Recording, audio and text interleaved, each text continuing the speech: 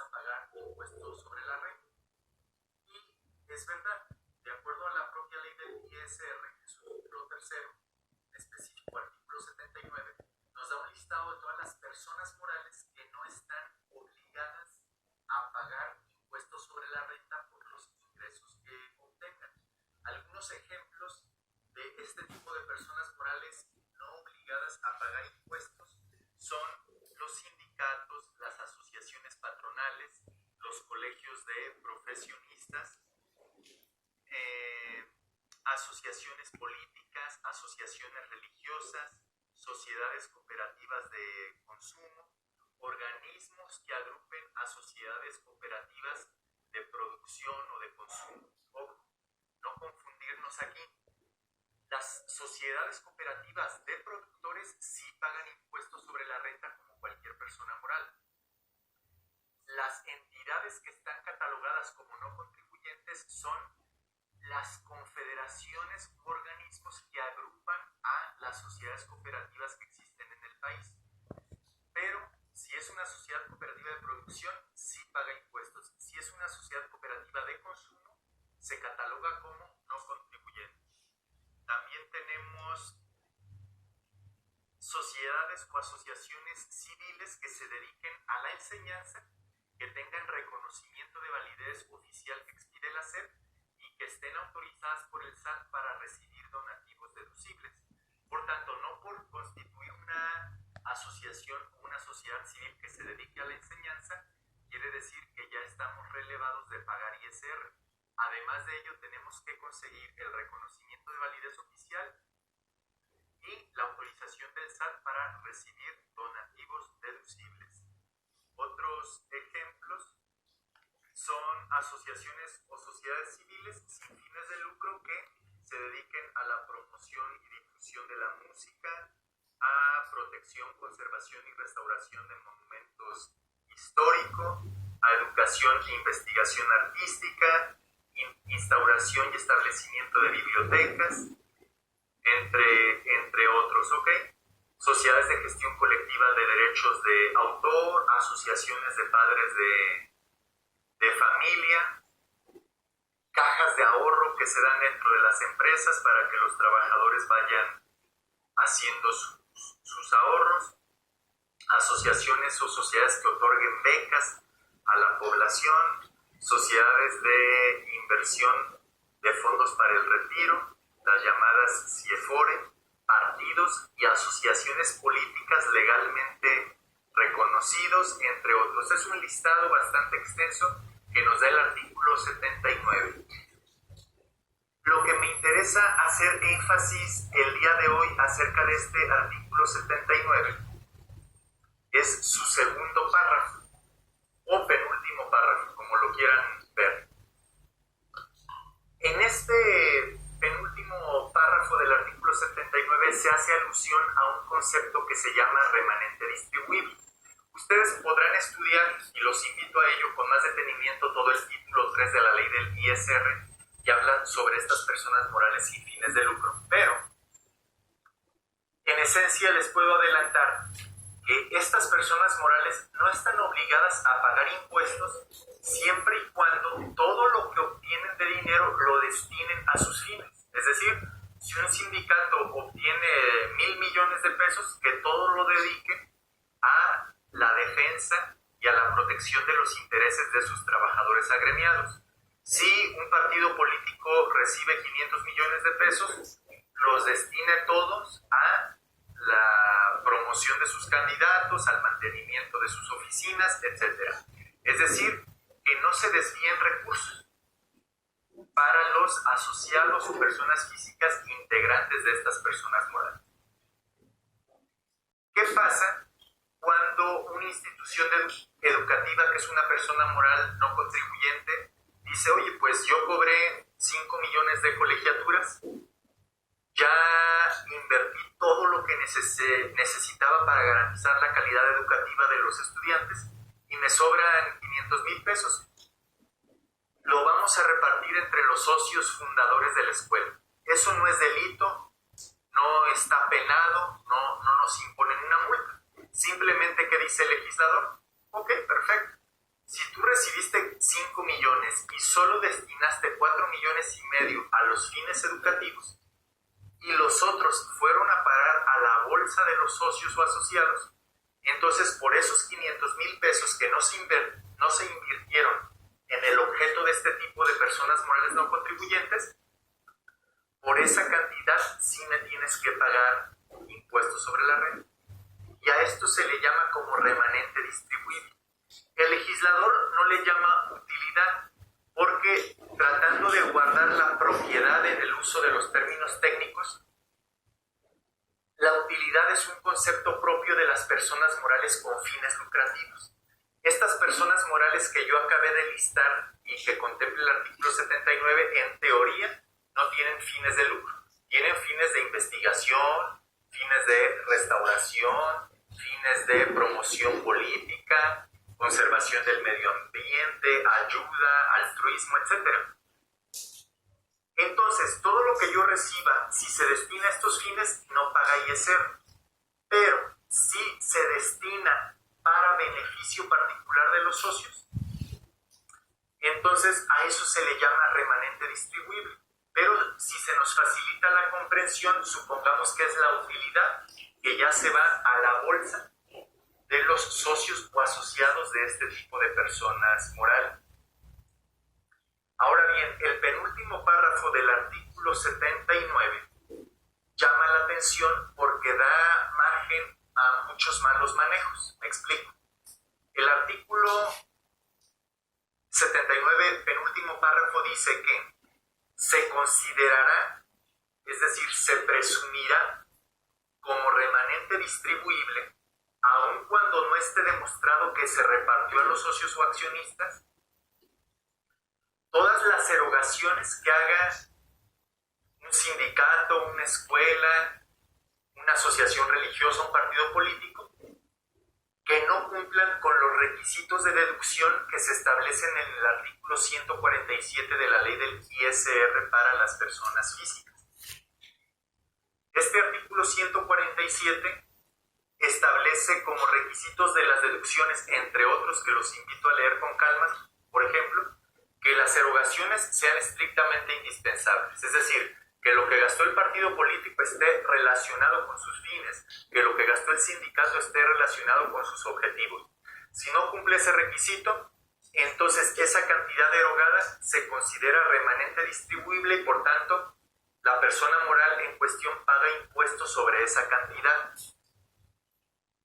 Que si se hizo una inversión en una maquinaria, en un automóvil o en cualquier otro concepto, ¿no? En un programa cibernético, etcétera, etcétera, se cumpla con los requisitos que para las inversiones establece la ley del impuesto sobre la renta. Si no se siguen estos lineamientos, esa inversión se considerará remanente distribuible y por tanto hay que pagar impuestos sobre la renta respecto de ella. Que las erogaciones que se hagan, lógicamente, solo se resten una sola vez y no se resten 2 o 3 veces, argumentando como pretexto que la misma erogación sirvió para distintas actividades del sindicato o de la escuela. Entonces, solamente se tienen que restar una vez de contabilidad. Si se restan 2 veces, nos castigan. Y entonces, esa erogación que se restó 2 veces se considera remanente distribuible. Otro requisito que nos da el 147 fracción quinta es que estén registrados en contabilidad. Entonces, si yo como institución educativa que no pago impuestos, recibo 1,000,000 de colegiaturas, si lo registro en contabilidad del 1,000,000 y se lo informo al fisco, no hay problema. Pero si recibí 1,500,000 y solo le informé o registré en contabilidad 1,000,000, entonces esa conducta omisa se castiga presumiendo como remanente distribuible, como utilidad, si se nos permite la expresión, que se repartió a los socios, por el simple hecho de no haberlo registrado en contabilidad. Pero el artículo 179, penúltimo párrafo, cuando dice las erogaciones que hagan estas personas morales no contribuyentes, si no cumplen con los requisitos del 147, se consideran remanente distribuible, luego entonces se considera dinero por el cual sí debe de pagarse impuestos, porque se presume que no se destinó a los fines altruistas, religiosos, políticos, deportivos que la ley persigue. Pero nos dice, no hay problema si se incumple con la fracción cuarta del artículo 147. Es decir, si yo como sindicato hago una erogación y no cumple con el requisito del 147 fracción cuarta, ahí no hay problema. Ahí no se califica remanente distribuible y sigo sin pagar impuestos. ¿Qué nos dice la fracción cuarta del 147? Que las erogaciones que yo haga deben estar amparadas con un comprobante fiscal digital por internet y si son pagos superiores a 2,000 pesos, deben estar pagados con cheque o transferencia. Por tanto, aquí es donde está el truco o el permiso legal para que haya mucha oscuridad en el manejo de este tipo de personas morales. Si yo como sindicato digo que compré 100,000 pesos de papelería y está registrado en contabilidad de erogación, califica como estrictamente indispensable, cumplo con todos los requisitos a excepción de la fracción cuarta. ¿Por qué? Porque no me dieron factura digital, me dieron una nota de remisión sencilla y no pagué con cheque ni transferencia, pagué en efectivo. Cualquier otro contribuyente del título 2, si incumple con estos requisitos, tiene el castigo o consecuencia negativa de que esa erogación no es deducible. Pero tratándose de las personas morales no contribuyentes del título 3, si incumplen con estas disposiciones legales, no se les castiga con catalogar esa compra en la papelería de 100,000 pesos como remanente distribuible. Lógico es que a través de este ejemplo es muy fácil desviar dinero. Yo como asociación político-religiosa voy al banco, de los ingresos que ya declaré, retiro en ventanilla 100,000 pesos y me invento una nota de remisión y digo que se los pagué a la tiendita de la esquina. Obviamente es una manera de desviar dinero en efectivo para los socios o accionistas, pero la ley por alguna extraña razón da ese permiso de que en estas condiciones no importa si no recabo factura electrónica y si pago en efectivo.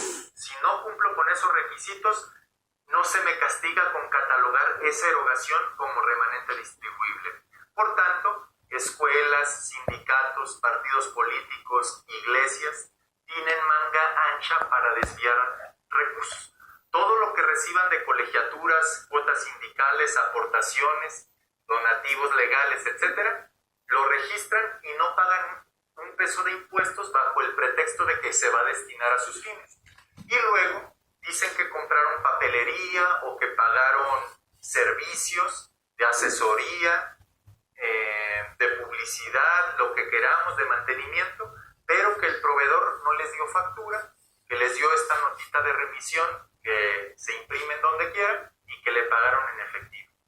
Entonces queda un vacío, una oportunidad para delinquir tremenda a estas personas morales no contribuyentes del título 3. Los invito a seguir leyendo esta disposición para que se familiaricen con su contenido. Hasta la próxima.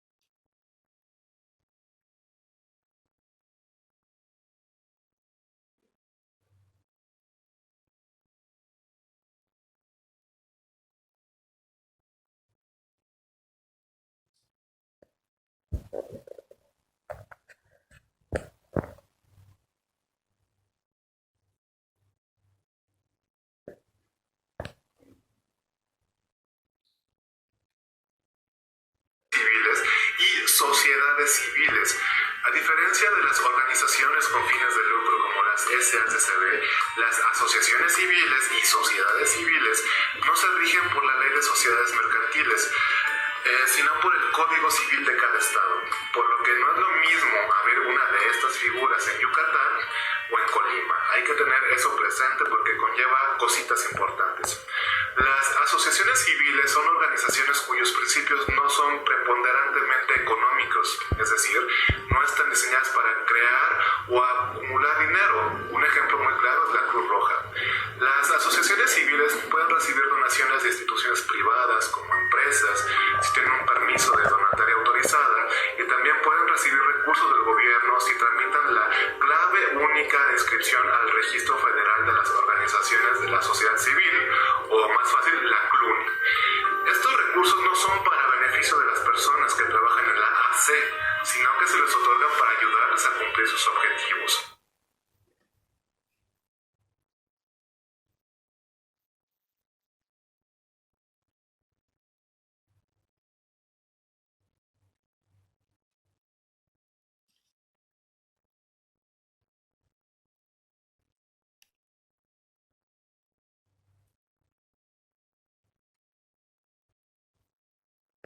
Carlos, un colegio profesional es una figura jurídica creada por el Estado mediante una ley de la República y está constituido por profesionales con títulos universitarios reconocidos por el Estado con el grado mínimo de bachiller en las áreas establecidas por dicha ley.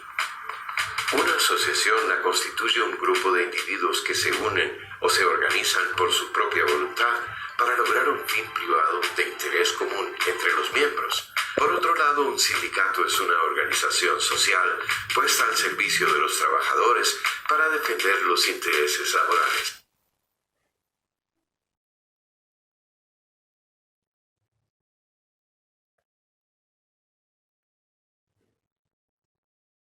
Son sociedades constituidas por varias personas que tienen intereses o necesidades comunes, que se asocian para realizar una actividad empresarial dirigida a satisfacerlas. Se inspiran en principios de funcionamiento democráticos y no tienen ánimo de lucro. Los cooperativistas aportan tanto capital como trabajo, y su responsabilidad queda limitada al capital aportado. No son ni sociedades capitalistas ni personalistas, sino que se encuadran en el grupo de sociedades de interés social, dentro de las sociedades mercantiles, siendo estas sociedades cooperativas muy típicas en el sector primario de los diferentes países. Una vez definidas de forma global estas sociedades, podemos extraer sus principales características. Primero, son sociedades que se basan en la solidaridad entre los socios y en el principio democrático de una persona un voto, con independencia de la aportación económica que hayan realizado cada uno. Los socios van a aportar tanto capital como trabajo, y su responsabilidad va a quedar limitada al capital aportado. Así, por ejemplo, si un socio aporta 2.000 euros, se arriesga a perder como máximo ese capital, pero no va a responder con su patrimonio personal. El capital mínimo para constituir una cooperativa será el fijado en los estatutos de la misma y estará dividido en aportaciones nominativas de los socios. No tienen ánimo de lucro. Los beneficios, llamados excedentes, suelen reinvertirse en la empresa. Además, para garantizar el desarrollo de la cooperativa, por ley, una parte de los beneficios debe destinarse a la creación de un fondo de reserva ante posibles deudas futuras, y a la creación de un fondo de educación y promoción para la formación de los socios y la promoción del entorno local. Van a tributar por el impuesto de sociedades,